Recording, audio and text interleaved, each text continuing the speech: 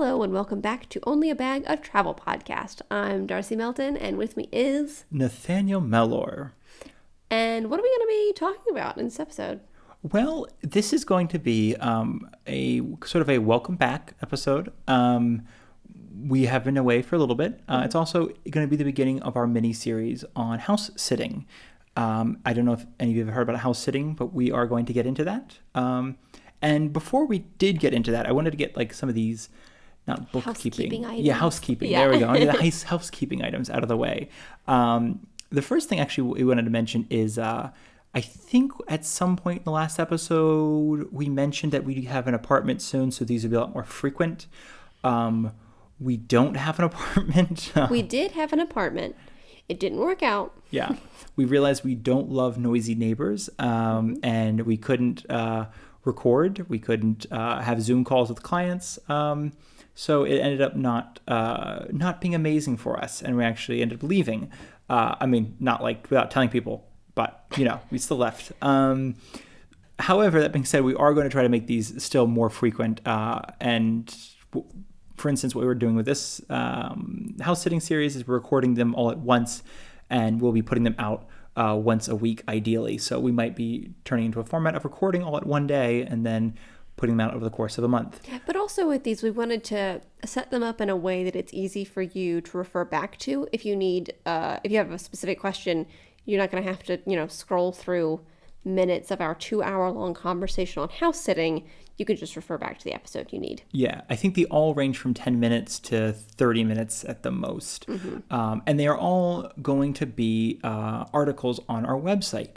And that is a perfect segue for our website. I mentioned it at the end of the last episode. I think I mentioned we have a website now.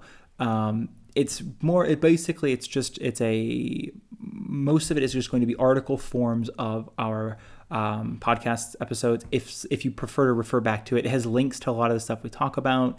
It's easy to bookmark. It's easy to make notes. If we talk about a specific house sitting website, or we talk about a place to go in Rome, or we talk about some kind of food, it's easy just to look at the website and refer back to it rather than trying to figure out at what podcast episode we mentioned something. Yeah. And so in that regard, if you are interested in the website, it's going to focus mostly on traveling and living in Italy. We both live in Italy full-time. So if this is something that is something interesting to you, if you would like to move to Italy and try to figure out how to live here, or Europe, but mostly it's Italy. A lot of the nitty-gritty stuff will be about Italy. This website and podcast eventually will have you covered about getting residency permits and finding apartments and things like that.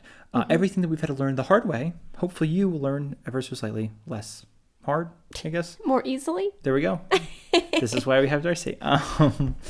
And on the note of the website, very quickly, I recently added ads, or I placed ads on the website through an ad provider.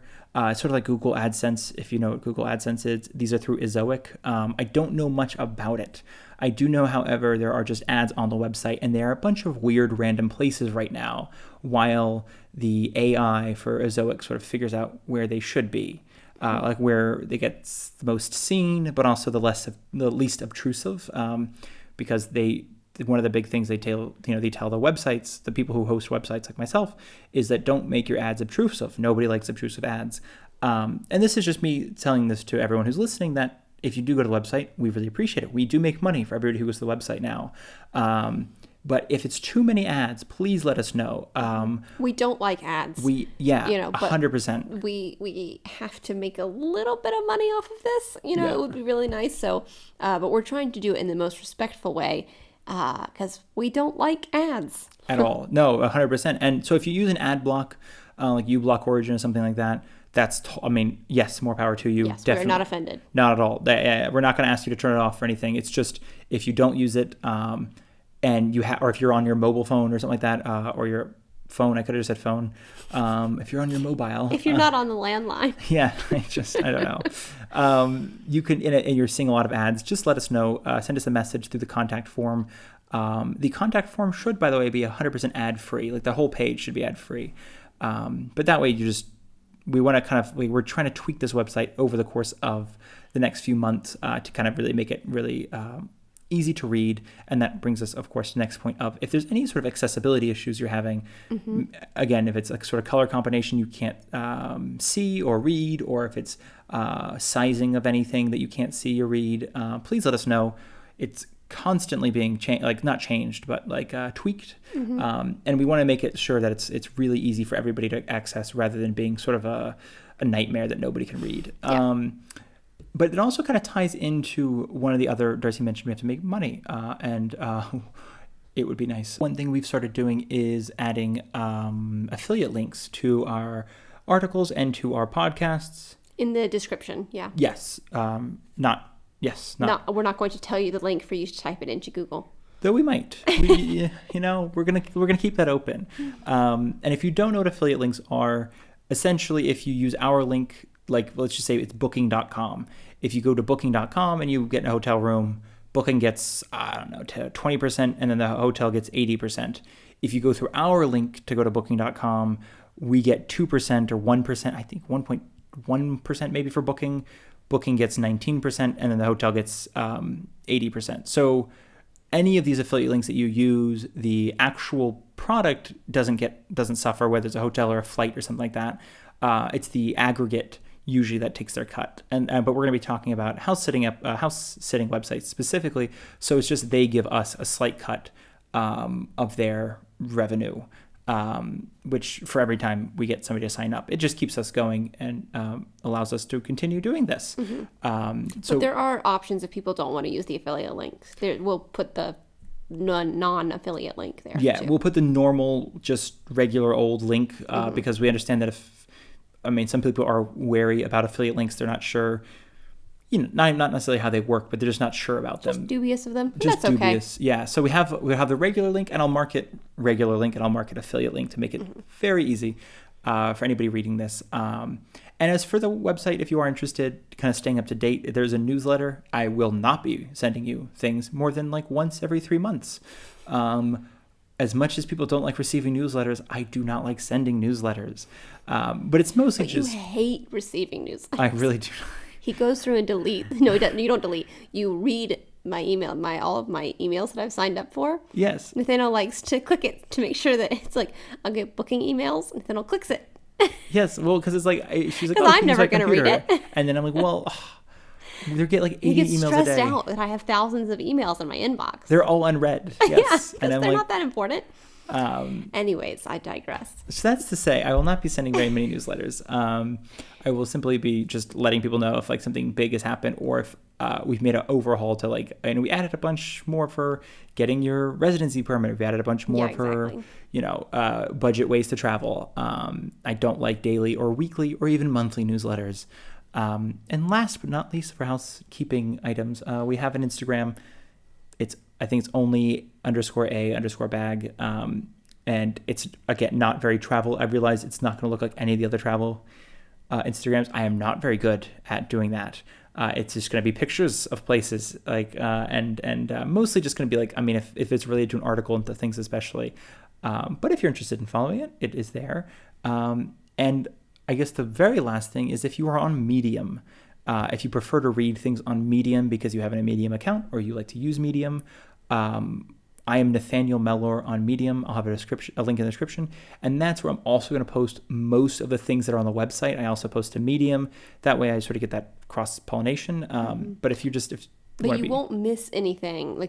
You don't have any specific articles that are Medium only. Right. That are about travel or any of this important information from the podcast. You can find all of that on the website. And if you happen to be a Medium reader, it's also there. Yeah, I think 1 in every 3 articles on the website I post to Medium just to get people to look at my website, or our website, the website. So yes, that is all going to be there. And I think that makes the last of the housekeeping. And we can actually get into what this episode is about. But first... now that we've talked about money, if you don't mind listening to a very brief 30-second ad about Anchor, and we will be right back with Darcy telling us about house sitting. Welcome back from the ad. We're going to start kind of giving you the rundown of what our house sitting, future podcasts are going to be, and just some other, tidbits of information. But we wanted to talk about house sitting because, the entire time that we were making podcasts about Rome, we were doing a house sit in Rome. Yeah. So, you know, we think it's really important to share the information that we have. And we've also had, you know, a number of friends and family reach out about how we're doing this. So we just wanted to share it with everybody. And I think I just mentioned Medium, and I had written one one of those like 5 ways of budget traveling or something like that. And one of the things I'd mentioned was house sitting, and that was the one that had gotten like all of the interaction, you know, comments and how do you house sit? What's house sitting? Is that something I should be doing? And I guess it's like it's one of those things like to us, it's kind of common. You know, it's like, of course we know what house sitting is, but it has become common for us. Yeah. But of course there was a time when it was very much unheard of for us. And I realize for a lot of people it's still unheard of, despite the fact there is a movie called The Holiday. And if you haven't seen it, you should. You might not like it, but it's still worth the watch. And it's, you know, vaguely about house sitting. It is about a house swap. Adorable English cottage. Yeah. And there's people falling in love, and there's other stuff. Are you wanting to watch The Holiday? You seem very wistful about it. We might watch The Holiday. That'd be fun. We should totally watch The Holiday. Yeah. Is it Jack Black, Kate Winslet, Jude Law, and... Is it Cameron Diaz in it? I think it's Cameron Diaz. Oh, yeah. Wow. We didn't even look that up, people. No, that is just knowledge that is taking up space in our brains. Unnecessarily. It would have been better had we looked it up, I think. So what is house sitting exactly, Nathaniel? Well, that is a great question. House sitting is I think I wrote it somewhere, it's the unicorn of the traveling world, often talked about but rarely seen. Essentially, the simplest form is you go to someone's house and you take care of the house as if you were the homeowner. And when it gets a little bit more complicated, this includes things like taking care of their pet. And in all honesty, I think it could just be called pet sitting, and also some plants. And you're in a house. And you're in a house. Yeah. Sometimes you're not in a house. And that's, I think, at its core, it's a fair description of house sitting. Mm-hmm. It's pretty straightforward. Is really super straightforward. But we basically figured that, I think as people have heard about it, but we figured it's still important to kind of talk about what it is and what it isn't. Mm-hmm. And maybe the first thing very quickly, very briefly to actually mention is money. In most situations, I want to say 80 to 85%, no money exchanges hands either way. Yeah. And we will later talk about, I think it's in the later episodes, as our 3rd or 4th episode, we're going to talk about where that might change, where you might pay or where they might pay you. But 85, let's just say, % of the time, you don't pay to be there and they don't pay you to be there. And that's what we do. We do like an equal exchange sort of a thing where we do not pay the homeowner, they do not pay us. Yes. So we pay to get there, we pay for our food, and that's it. Yeah. We don't pay utilities, nothing. So I guess the first question is, can anyone house sit? Yeah. Yes. Anyone can house sit, Nathaniel. That is a great answer. No, we're going to start, I think it makes sense to start with these basic questions, I realize, because it is... when people don't know anything about it, Actually, I should clarify, 18 and above. Yeah. That's actually a good point. If you're still in high school, you can't house it. It's the same thing as most things. Any other. You have to be like, quote unquote, an adult to do this. This also, when you get really into it, and we talk about it sort of like reading the requirements and stuff in a later episode, but there will be some, we've lived in a lot of hilltop towns, especially in Italy, and you can't really move in a hilltop town if your movement is hindered in some way. Yeah, like the town you're a limited mobility sort of person. Yeah, the town we live in now, essentially there's no access for wheelchairs whatsoever. And there are some towns that are changing. There's some towns trying to create escalators and elevators, or they're taking out like the old stones and putting in pavement so it makes it easier to move. And not just for wheelchairs, but if you have to use crutches or something like that, or a walker, you don't have to go over stones. But a lot of the places, unfortunately, still in, I'm using Italy as an example because I think it's what we have most knowledge in, is it's still kind of difficult. And Rome, for instance, although it's a city, it's still not like the doesn't have the most access for. And people they park on like crosswalks, so it's like where that one part where it slopes down and it's really easy to, if you have a wheelchair, to like roll down. A lot of people consider that parking area, so you can't actually roll anywhere. So there's a lot of that kind of stuff where, while it's for everybody, it is, of course, unfortunately, based on your own restrictions. But that's not every place, obviously. It's just simply we've noticed that where the places we've been, it's as to 20-somethings in not amazing shape. It is... But decent shape. But decent shape. We get winded, going up and down these hills, and we're like, wow, this might not be possible if we were not, if we had been any other way, basically. Yeah. So that's something to keep in mind if you're house sitting, is to just kind of try to get clear with the homeowner on what the situation is, basically what the mobility situation is. Yeah, if that makes absolutely. And of course, there are financial restrictions. Like Nathaniel said, you have to buy your own flight and you have to buy your own groceries. Groceries tend to even out. If you're an American, it's not like you're going to be spending bucket loads of money more in, most countries for groceries, but you're going to have to pay for your flight. So that's definitely something to consider. Yeah. So if you're traveling anyway, then house sitting is fantastic, but it's not like a money saving thing. And if you're like us, and that's why I mentioned the whole living in Italy thing earlier in this episode. If you are like us and you are trying to live abroad, house sitting is fantastic while you're looking for a permanent apartment. Like, it's not that expensive to take a train, around the country. It's not that expensive to buy groceries. So 2 months of living in Italy at a free apartment, we only spend, maybe $700. That's not even rent where we're from in Savannah. Yeah. Rent's like $1,400 a month in Savannah. So it's much cheaper to be doing it what you're doing now. But if that's something that, is interesting to you, like to sort of, apartment hunt or something like that, then house sitting can be a great option for that as well. Yeah. The second thing I think we wanted to talk about is working while house sitting. Mainly because you might notice in some people's descriptions, they will say, you're more than welcome to work as long as you're home by 10, or you're not bringing people back here, or you're not gone for a certain amount of hours. That's a big thing. A lot of people who have dogs know the amount of hours that you can be out of the house. Yes. So they'll be clear about whether you can have a regular work day or not. And what we say by work, by the way, it's a kind of 2-part or 3-part. It's common, obviously, not as much as it used to be, but for people to come to from America specifically to find like temporary work. It's not that common. It's more common within Europe. Like, it's still like summer jobs kind of thing, for youths are still really common for people. Like, where we are, everybody has stories about how when they were slightly younger, they'd go to the seaside and scoop gelato or pull coffees while living in a apartment with 8 other people. And it's just like, that's what we did in the summer. And so there's still a little bit of that. There's still a little bit of if you're coming here to look for like a job at a local hotel or something like that, you could totally use this as a house where you're living here, so you don't have to use their accommodations. Just be back by 10 and just, don't be out longer than 12 hours at a time. Or if you're on a work trip. Exactly. And you're here for a couple of weeks, or even days, I guess, it could work for you. But obviously that's something you have to be very clear with the homeowner about, and something to look out for in the descriptions, because sometimes, pets will need you to be there in the middle of the day or all day, or, Exactly. It's just not always accommodating. And that's a big thing. But the other part of this is the digital nomad. That's what Darcy and I are. But I'm a digital nomad. She's a painting nomad.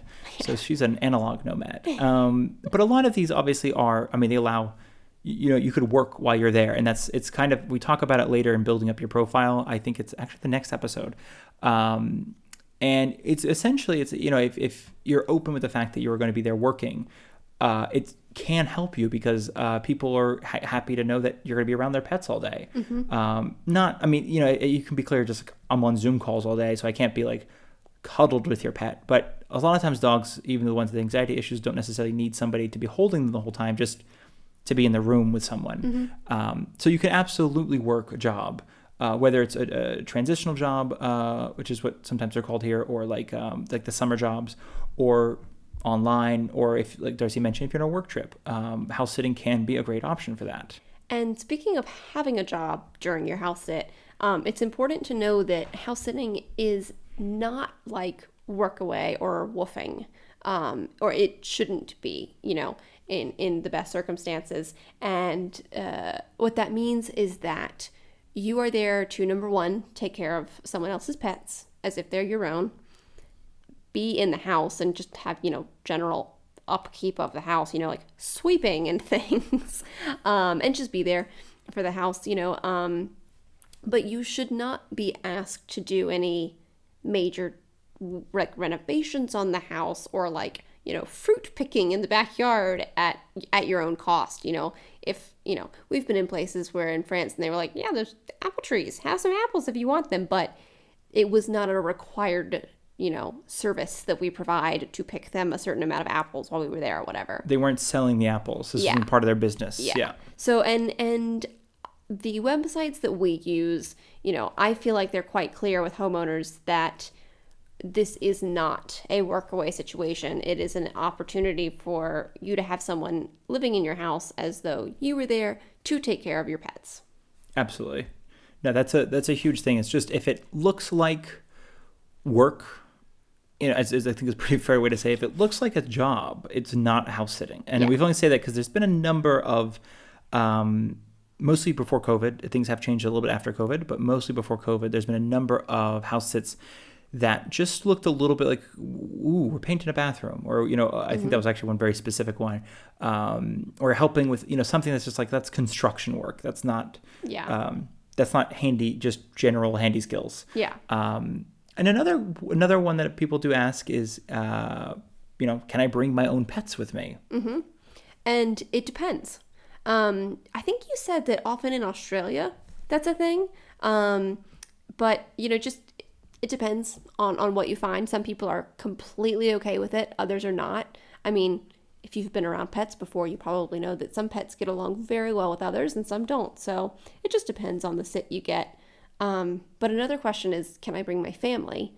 And again, I think Nathaniel and I were talking about earlier, and he's found that in Australia, it's common, right, for people to bring their caravan and their family, and house sit that way. So it just depends on your situation. I have seen sits like that in the US and in Europe that you can bring your family and it's completely fine.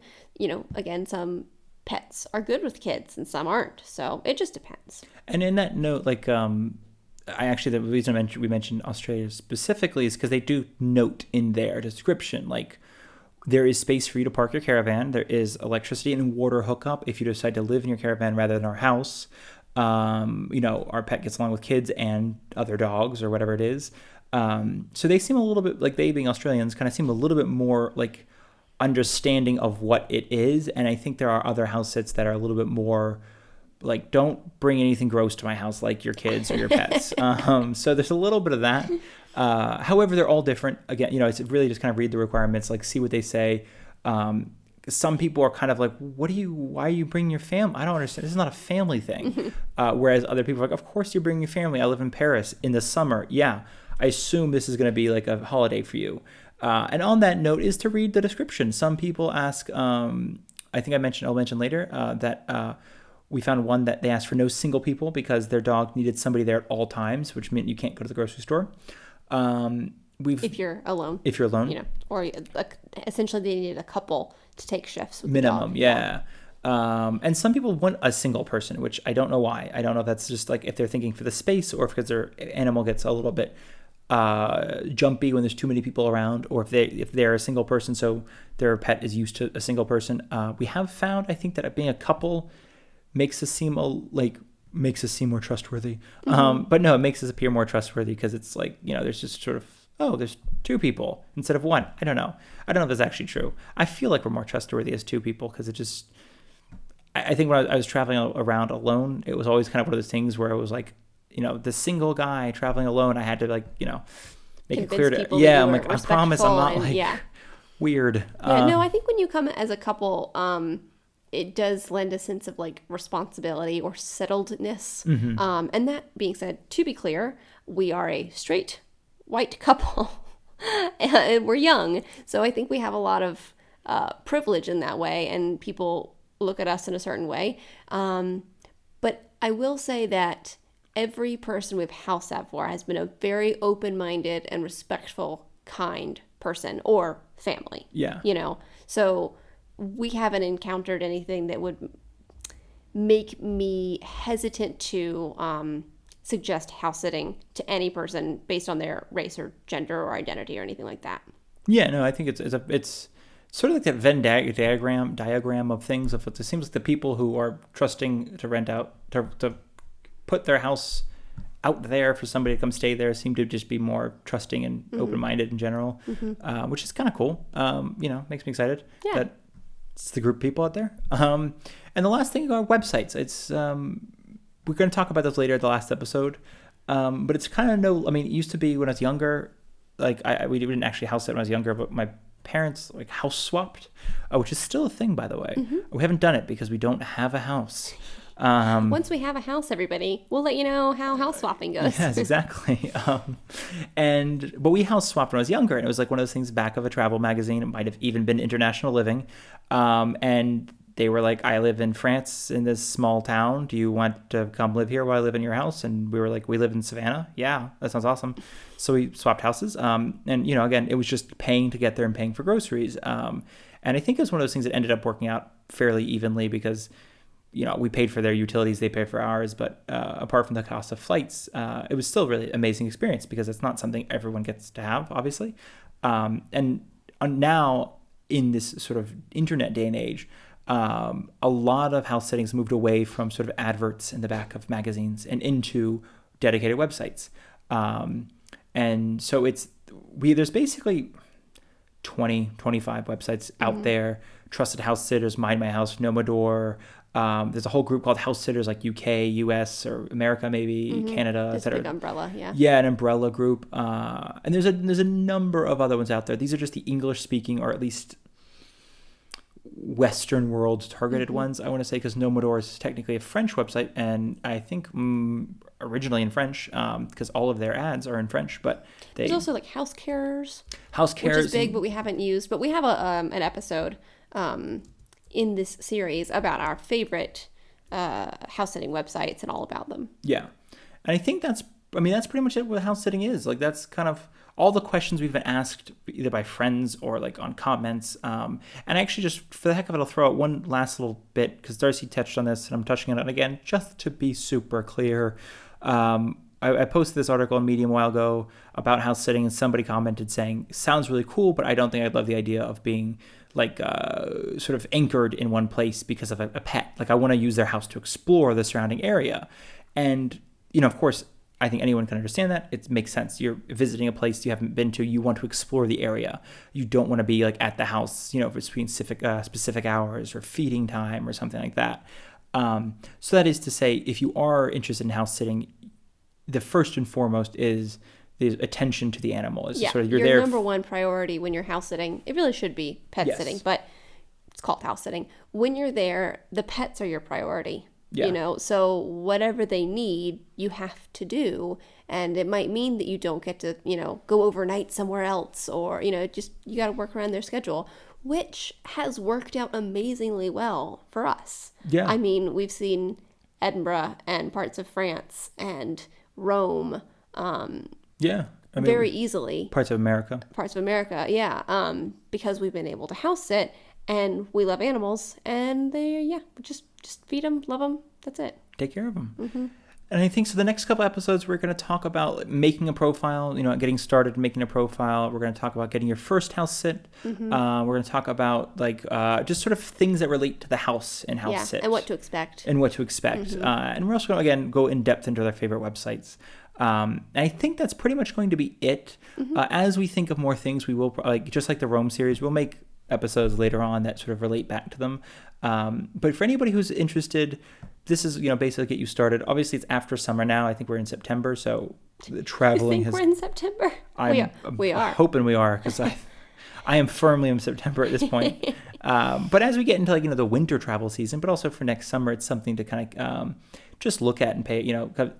I will say though that most people post their advertising, their house sits. Most homeowners will post their house sits a month or two out. Mm-hmm. So if you get the Trusted House Sitters year-long membership now, it might be a little early because you might not find house sits for next summer until April, May. But I mean, even now, the people post house sits for like, I need somebody like tomorrow for a month and a half. I have to go to this place suddenly. So there isn't like, I don't think there's one time that works the best. It's just once you get set up on these websites, you're kind of, I mean, we just have them going basically. They're not that much. I think for $200 a year, we have a membership to 5 different websites. And it's not, I mean, for us, it's great because that's a few nights in a hotel, so it's like for us, it's amazing. And we do at least a house sit a year. So it sort of works out really well for us because, I don't know, it saves tons of money and we get to see places we wouldn't normally get to see otherwise. And I think that's all for this episode. Yeah, I think that's it. Yeah. So we hope you enjoy the next 4 episodes, and we hope that some of the information is at least useful to you. Yeah, and if you have any questions or any specific things that we didn't answer, if you've listened to all the episodes at onlyabag.com, you can send us a comment if there's any really specific information that you need. Yeah, and we'll be happy to answer it. We'll be happy to send some responses back your way. And again, if you have any questions, comments, concerns about the website, please let us know. But otherwise, thank you all so much for listening. Happy listening. Happy house sitting. And we hope to see you or something. We hope to talk to you again, potentially. I think that's the only thing we can do. Yeah, we hope to talk at you again at some point in the near future.